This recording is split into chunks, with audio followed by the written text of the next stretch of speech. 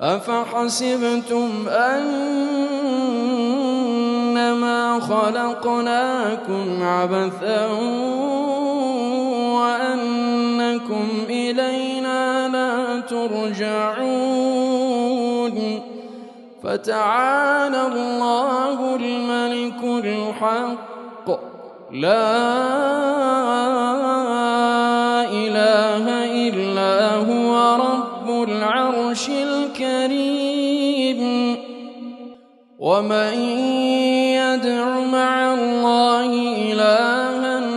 آخر لا برهان له به فإنما حسابه عند ربه